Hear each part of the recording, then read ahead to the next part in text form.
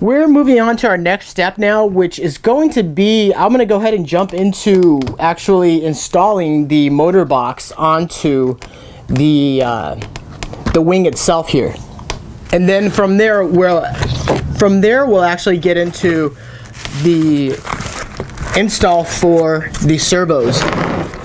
Okay, what we're going to do here is, I think I'll turn it this way so it's better visually for y'all to see out there. You don't need any kind of, again, no crazy tools or anything like that. All you're doing is you're just pretty much going to eyeball where the motor box is going to sit parallel.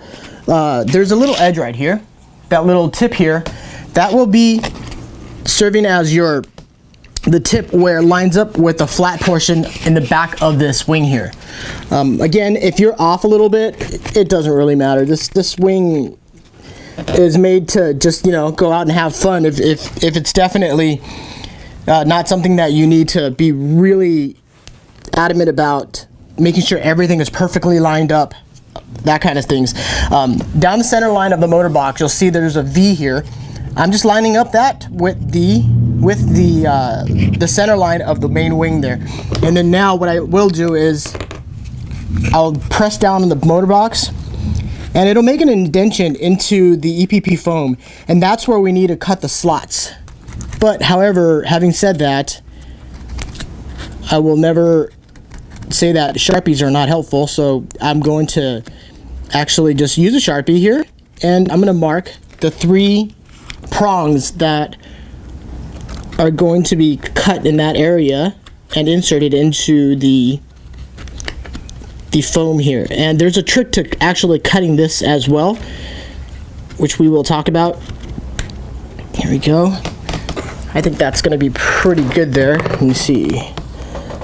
Right, I could see the markings, I could see on the yellow pretty good, and then on the ones in the back where it's going into the black portion, it's a little bit harder to see. So we're going to do that once more.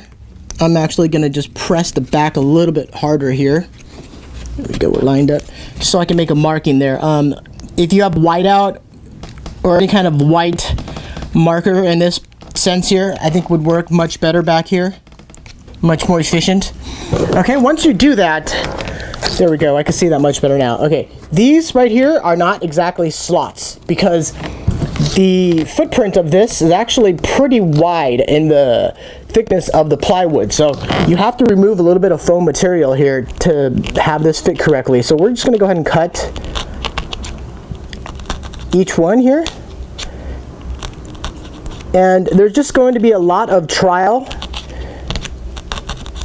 fitment here, and then see your trial fitment to see how well it's fitting. Once you have your desired fitment, we'll go ahead and move on to actually gluing the motor box down.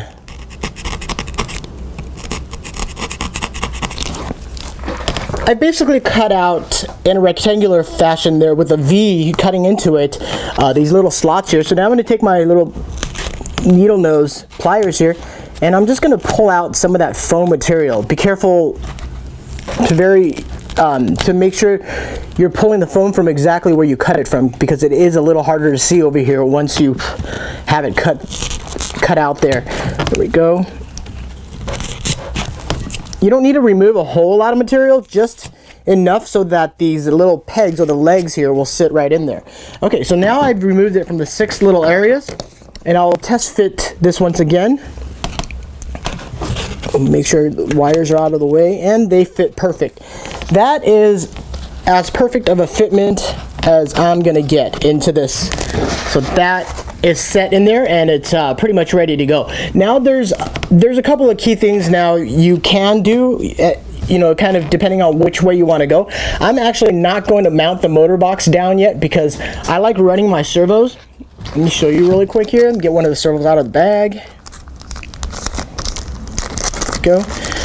I like running my servo wires. There's several ways of doing it. You don't have to do it like this, but you could run your servos, and on this motor box here, right here, there's a cutout, so you could run the servo wire underneath. Once it's installed on here, you can shove this wire plug underneath it and plug in your receiver that route. Or I'm gonna actually put a slot into the wing, and then I'm gonna bury my servo wire into the wing like what we did on the other wings. It just looks a little bit cleaner, but again, that's something you don't have to do. So I'm not even gonna glue the motor box down right now, because I just might want to run my wires down there and make sure everything's set up before I actually glue the motor box down. The motor box gluing doesn't take all but, you know, a little bit of glue and some time to dry, so we're not really in a rush to get the motor box glued down. Now what I will do is we will move on to what we call setting up your servos. So you want to make sure your servos are working, the directions are correct, and so once again, get your radio gear out and we'll move on to that step.